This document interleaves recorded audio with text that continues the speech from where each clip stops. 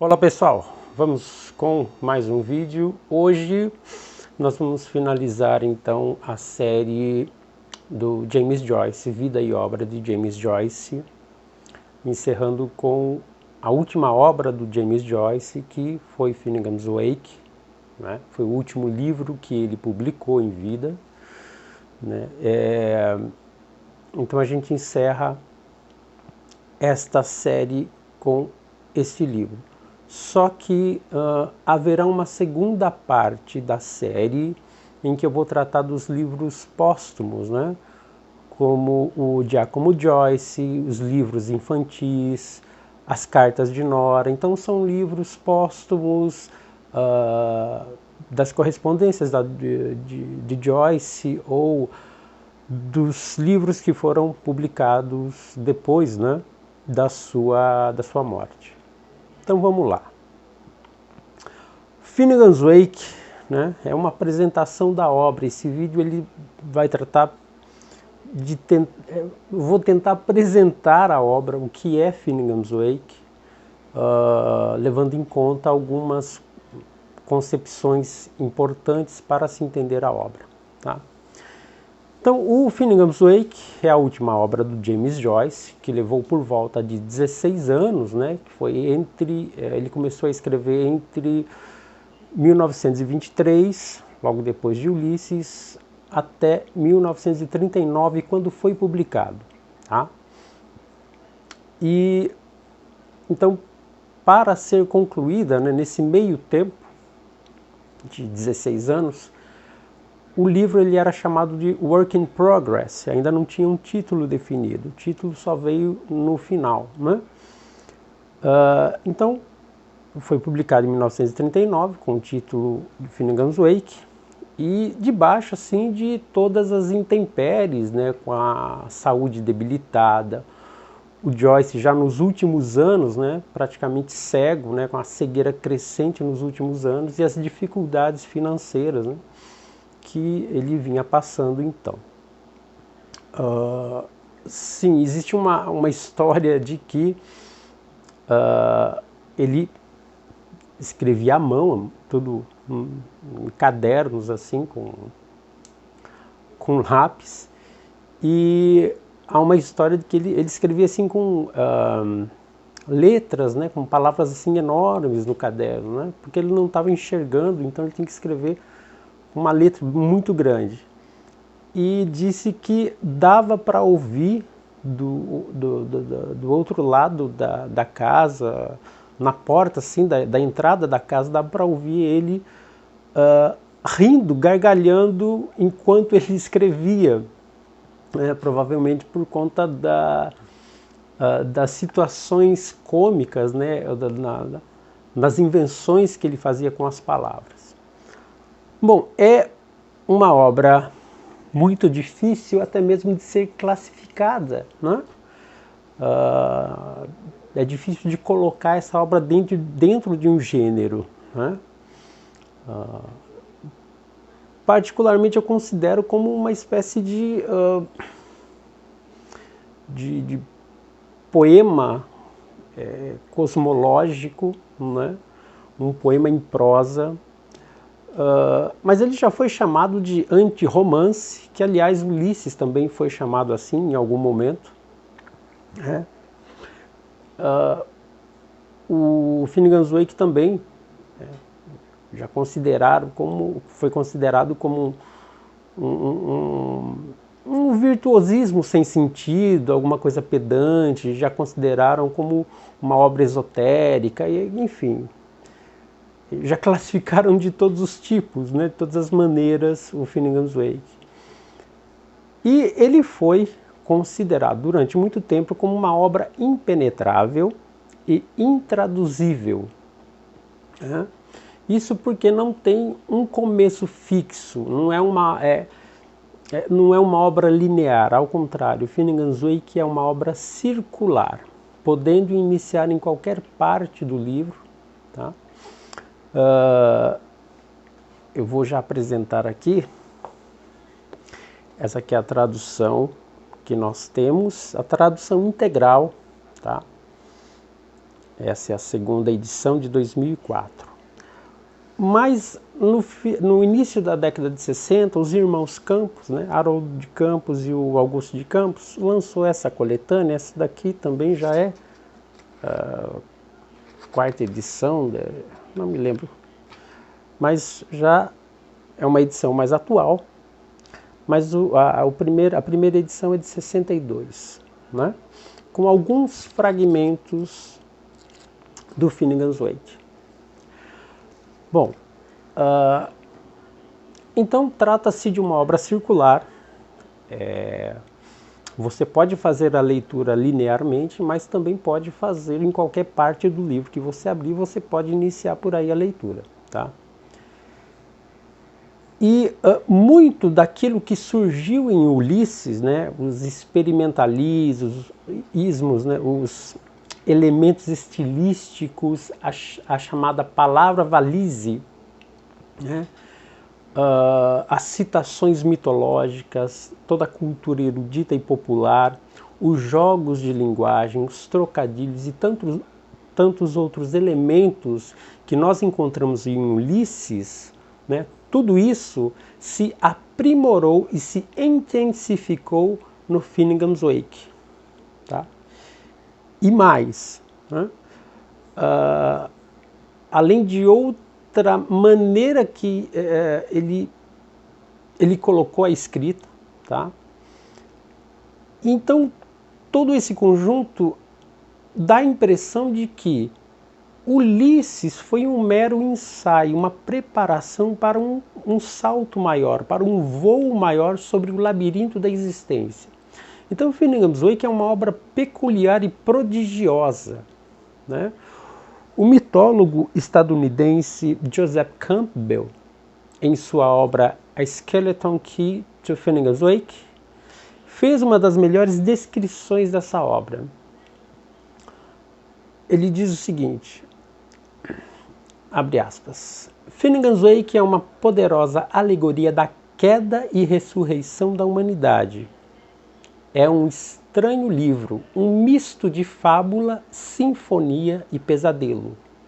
Sua mecânica assemelha-se a um sonho que libertou o autor das necessidades da lógica comum, possibilitando-lhe comprimir todos os períodos da história, todas as fases do desenvolvimento individual e racial, em um desenho circular de que cada parte é começo, meio e fim. Fecha aspas. Então, eu vejo aqui uma descrição muito bem colocada do Joseph Campbell, né?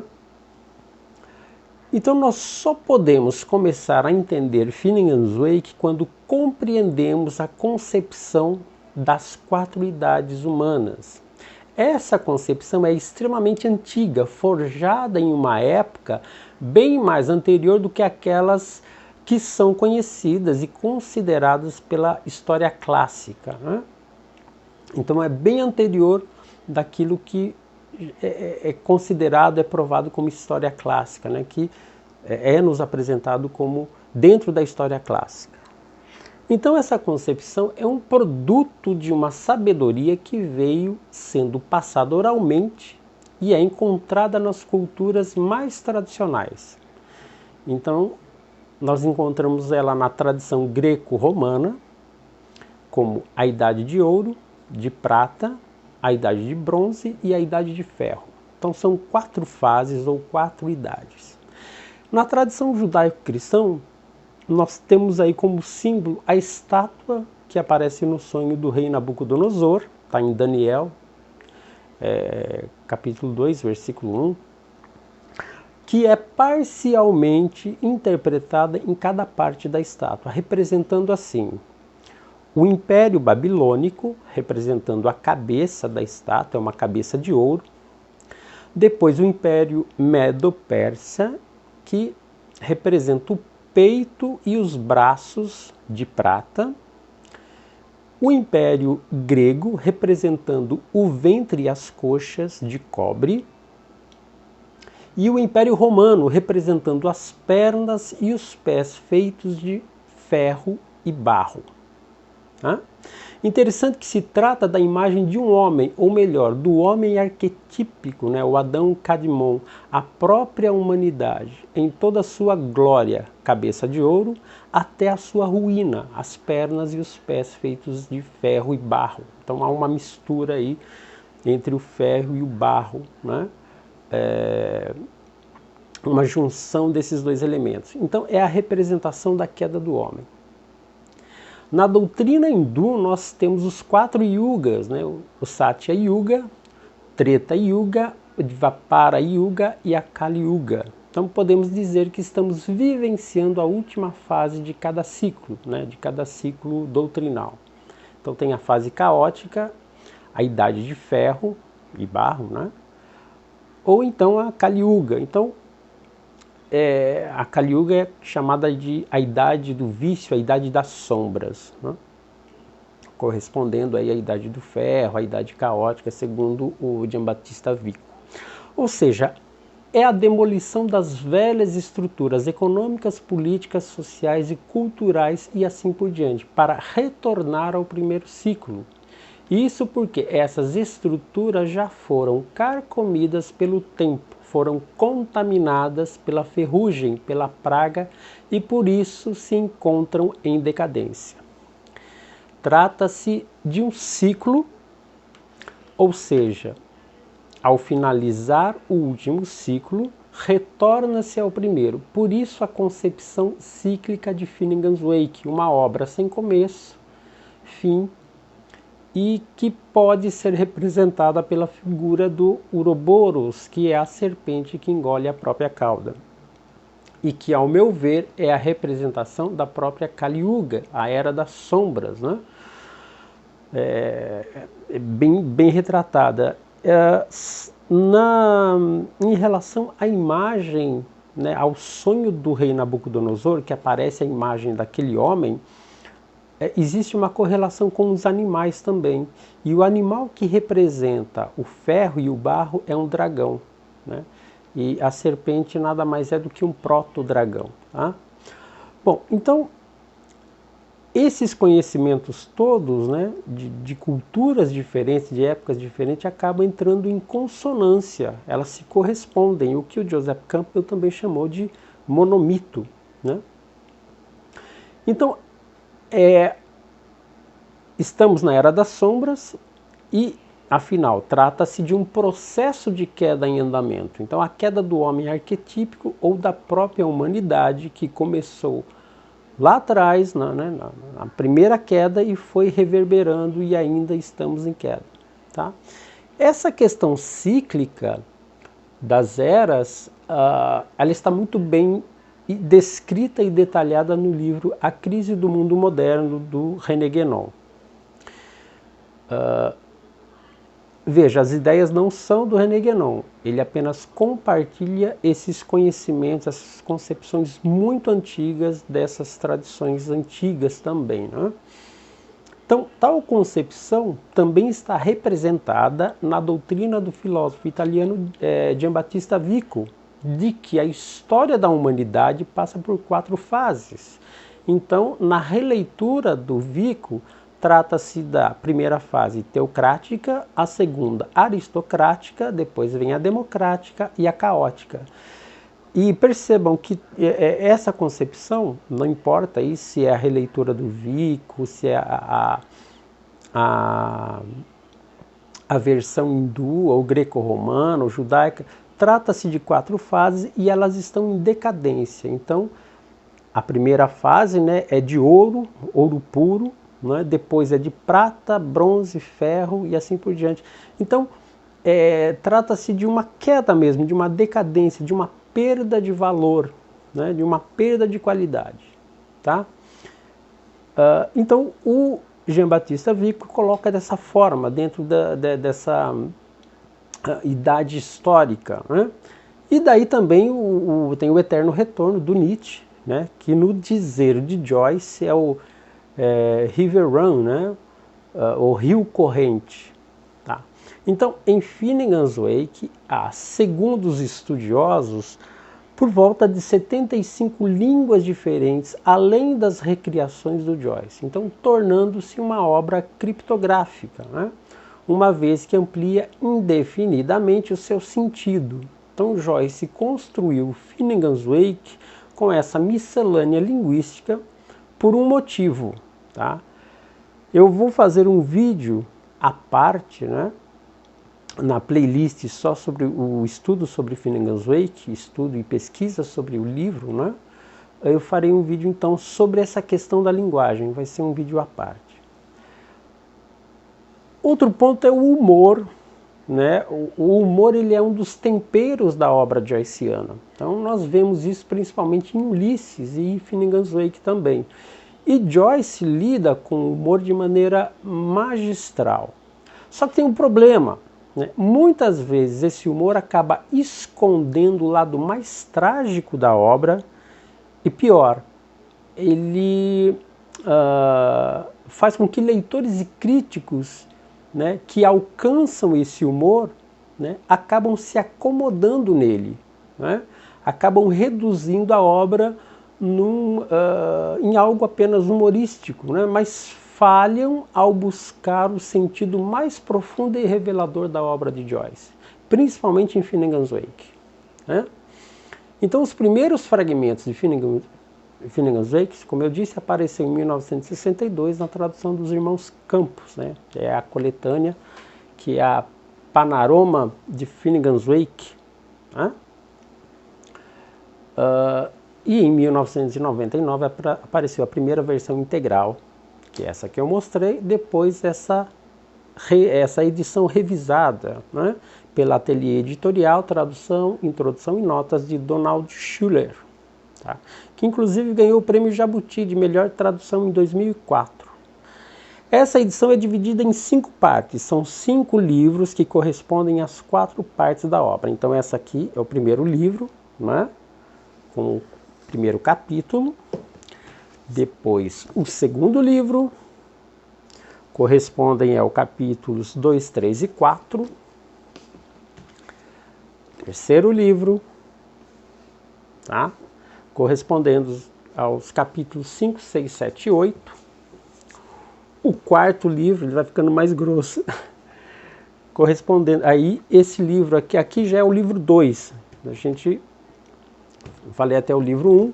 Então, a partir do quarto livro, livro 2, capítulos 9, 10, 11 e 12, né? Tem a marcação aqui.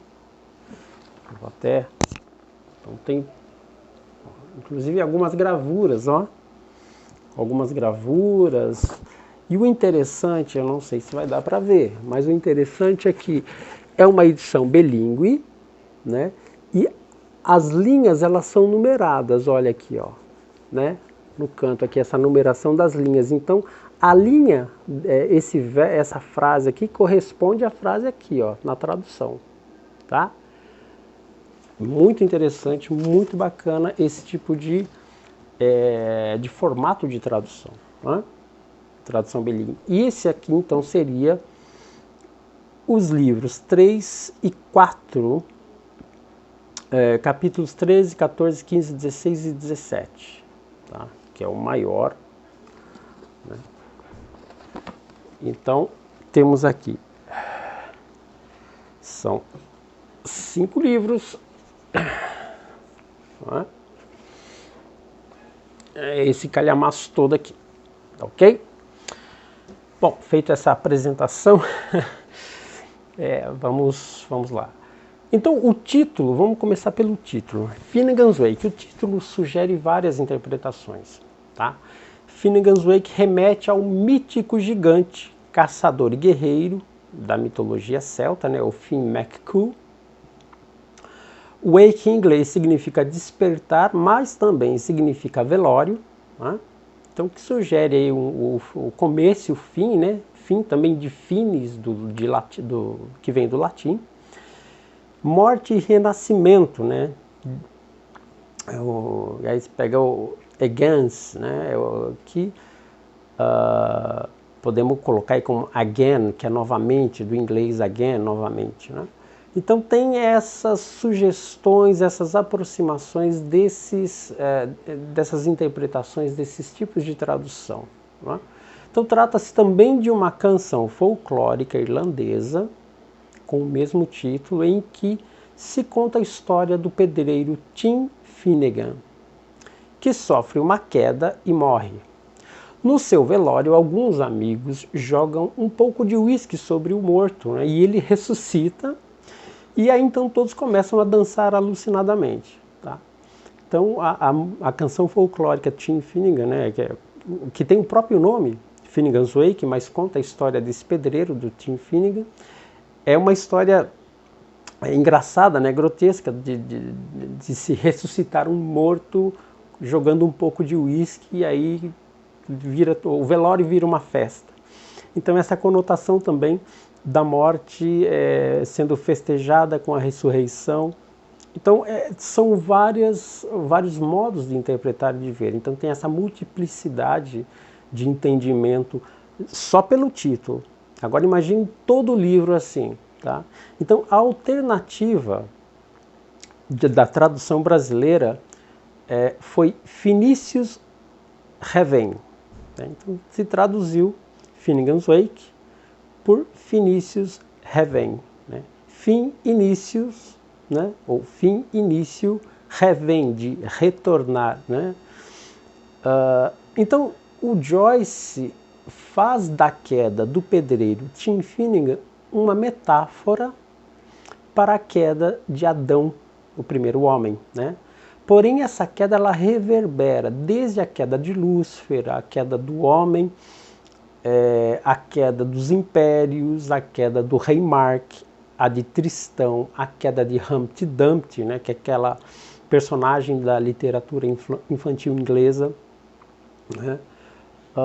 A queda de Charles Parnell, a queda da maçã de Newton, a queda de tudo que existe, né? Da Bolsa de Wall Street, a queda da chuva, enfim, assim, de tudo que existe. Né? E o que significa isso? Tá? Significa que desde a primeira queda, né, seguimos caindo de fase em fase. Então a humanidade, desde os tempos da Idade de Ouro, desde a época em que fomos expulsos do paraíso, encontramos em um processo de queda e estamos caindo cada vez mais, decaindo em pureza. Né? Então seria uma espécie de processo alquímico às avessas. Né? Em vez do chumbo se tornar ouro, o ouro vai decaindo até se tornar ferro. Né?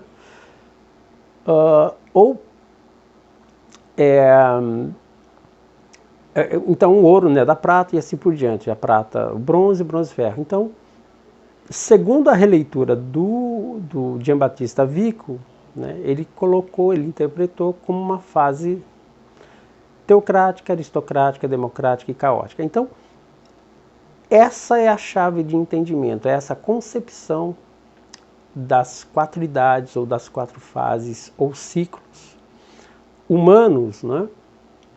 Que é uma concepção muito antiga, tá? E que as principais tradições e culturas das mais antigas compartilhavam dessa ideia. Tá? E nos encontramos na última fase, né, segundo os ensinamentos tradicionalistas. Então nós estamos vivendo o Kali Yuga, como eu já falei, estou repetindo, nós estamos vivendo a Kali Yuga, a idade das sombras, né? A idade caótica, segundo o Giambattista Vico, né? Ou a idade de ferro. Então, Finnegan's Wake é uma interpretação cosmológica através da queda do homem. E, arrastado por essa queda, nós temos a queda da linguagem. Vale aqui a citação do Arthur Schopenhauer, no livro A Arte de Escrever, em que o Schopenhauer diz o seguinte, abre aspas, sabemos que, do ponto de vista gramatical, quanto mais antigas as línguas, mais perfeitas elas são. E pouco a pouco ocorre uma piora, partindo da elevação do sânscrito até a baixeza do jargão inglês. Esse traje mal remendado de pensamento, feito com retalhos de tecidos heterogêneos, essa degradação gradual é um argumento considerável contra as teorias muito apreciadas de nossos insípidos e risonhos otimistas, que defendem o permanente progresso da humanidade para um estágio melhor, fecha aspas. Então, essa ideia de Schopenhauer, na verdade, é uma ideia extremamente antiga, né, que vem da ideia dessa concepção cíclica, principalmente no hindu, em que se interpreta que o ser humano não está evoluindo, ele está involuindo. Tá? Não estamos num progresso. O que parece ser um progresso é uma grande ilusão. Nós estamos em decadência. Tá? Então, essa é a ideia. Então restou a Joyce juntar os cacos das línguas para tentar formar uma língua matriz pura, de onde todas se originaram e que se estilhaçou com a queda da Torre de Babel, que significa confusão. Né? Babel significa confusão. Então, retomamos aí a história da Torre de Babel, onde anteriormente havia uma língua só, né? E por ser uma língua só, dentro dessa ideia seria uma língua pura, uma língua mais perfeita, e que ela se estilhaçou em vários idiomas, em várias outras línguas. Só que nesse estilhaço, nessa fragmentação, houve uma perda de qualidade. E essa perda vem decorrendo, né, vem nesse processo até os dias atuais. Então, ainda que tudo que não passe assim de remendo, apesar de ser tudo remendado, foi obrigado a criar uma nova língua para representar todas, né, para descrever o sonho da humanidade. Então ele teve que juntar as línguas todas, tentando criar uma única língua, como se representasse essa língua pura, mas claro que ficou uma coisa remendada, mas ainda assim a ideia era essa, a ideia de se buscar uma língua pura. Aí está uma das dificuldades do livro, a linguagem labiríntica criada por Joyce. Trata-se de um labirinto circular, a princípio inescapável. Tá? Então nós temos... Essa é uma das barreiras de se ler o livro, né, de se ler a obra, porque é uma linguagem diferente, não é um inglês que está aí, embora o inglês seja usado como uma estrutura básica, mas é a construção de uma outra língua, que te dá a possibilidade de interpretações indefinidas. Então, esse aí é uma das grandes barreiras, né? Sem contar todo o sentido cosmológico que está por trás disso. Né? Então tem toda uma questão mitológica envolvida, né, dentro dessa obra. Bom, então já posso dizer que a obra ela tem as suas camadas, os seus níveis de entendimento. Então, assim como o poeta e contista Jorge Luiz Borges, que foi um outro construtor de labirintos, né, ele criou a sua biblioteca de Babel, Joyce criou o seu labirinto com o inconsciente coletivo, usufruindo dos elementos oníricos, né, em uma linguagem fluida. Então eu falo que é uma linguagem fluida porque ela não tem uma forma, ela toma a forma em que ela se adequar. Né? Como a água que você coloca a água em um recipiente, a água vai tomar a forma daquele recipiente. E essa linguagem, essa obra, o Finnegan's Wake, ele tem essa linguagem fluida, ela toma várias formas, né? Ela se transmuta, ela muda o tempo todo. Então a impressão que nós temos é que praticamos uma releitura antes mesmo da leitura. Tá? Então há uma estrutura narrativa fluida, é o rio corrente, né?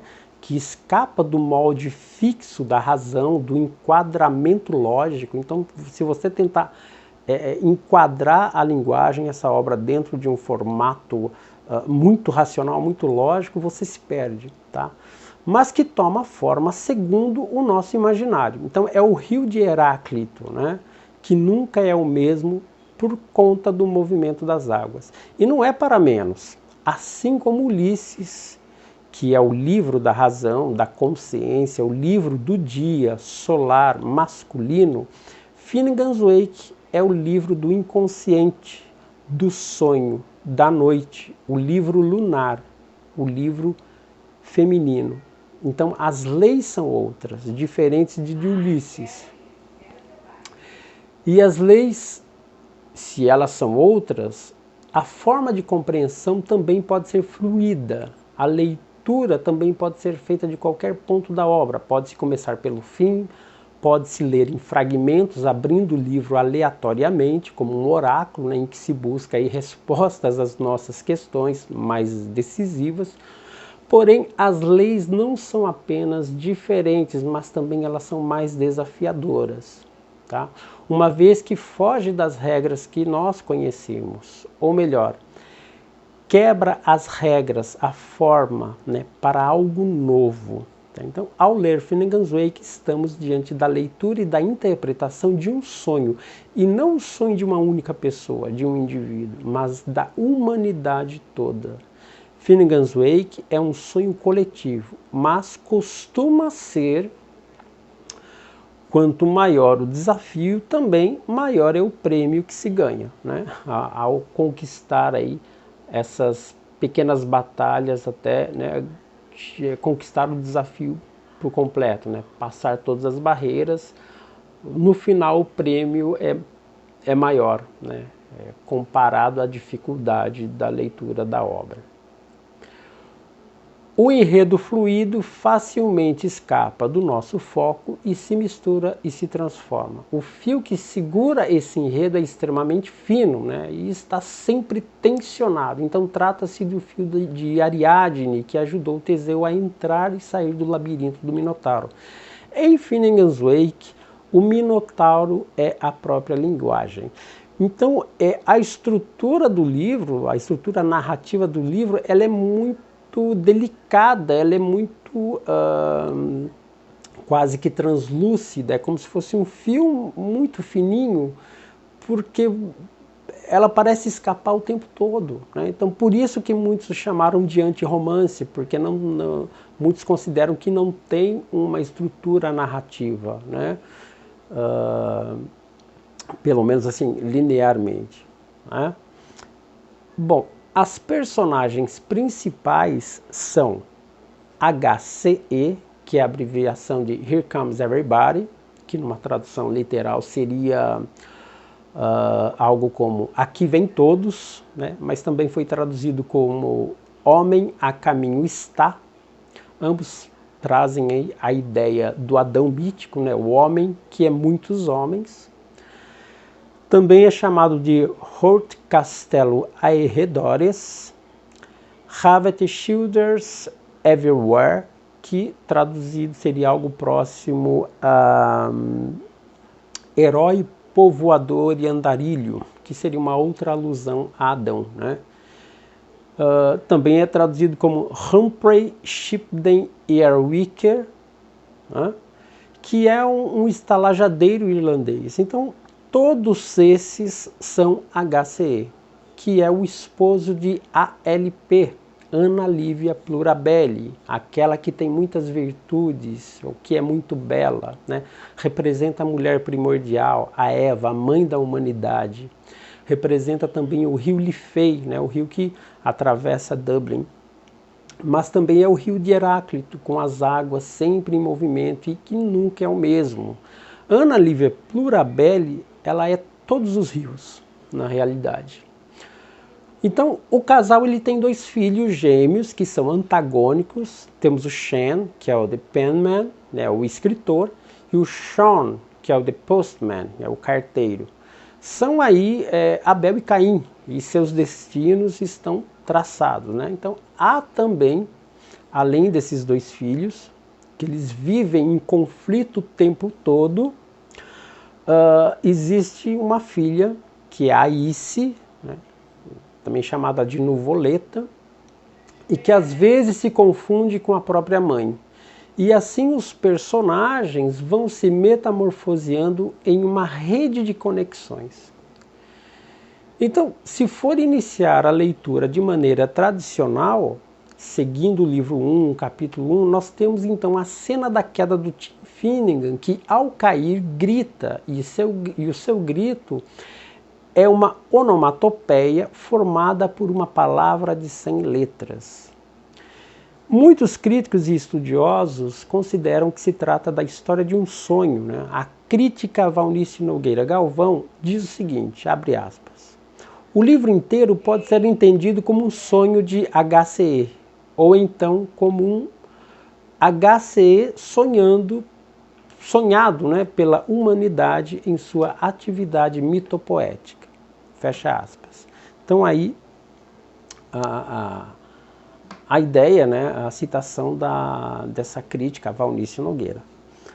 Bom, o consenso diz que HCE, o Adão, sonhou o sonho de toda a humanidade, mas esse sonho, eu acredito que teria acontecido no momento em que Deus o fez dormir para tirar a Eva das costelas, tá? Mas eu creio que há um outro sonhador por detrás do sonho de Adão, né? Então, o próprio Joyce acreditava que todos os seus livros formavam um único livro, tá? Mas isso é um assunto também, é um outro assunto para um outro vídeo. Para finalizar, James Joyce nos faz reconhecer que estamos vivendo a idade das sombras e que precisamos atravessar esse calvário para alcançar a redenção e a luz. E como o próprio Joyce escreveu na sua interpretação daquela estranha escrita que surgiu em uma parede na sala de banquetes do rei Baltazar, isso está descrito em Daniel, que diz assim, Mene, mene, tekel, ufarsim. Na releitura, Joyce interpreta dessa forma, They lived and loved and loved and left. Eles viveram e riram e amaram e partiram. Só que tudo estava previsto. Então, pessoal, só para ter uma ideia do que se trata Finnegan's Wake, daria para se falar muito mais, assim, por isso que eu tenho uma playlist só sobre Finnegan's Wake, sobre estudo dessa obra. Podem me acompanhar aí, quem tiver interesse no estudo dessa obra, que vale muito a pena.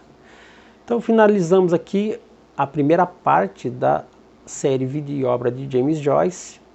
Haverá uma segunda parte, mas serão vídeos esporádicos, não será um atrás do outro como eu fiz com esse, até por conta do Bloomsday. Mas é isso, pessoal, deixa aí então seu comentário, se gostou deixa o seu like, compartilha e vamos aí para os próximos vídeos, né? Vai ter novidades aí em breve.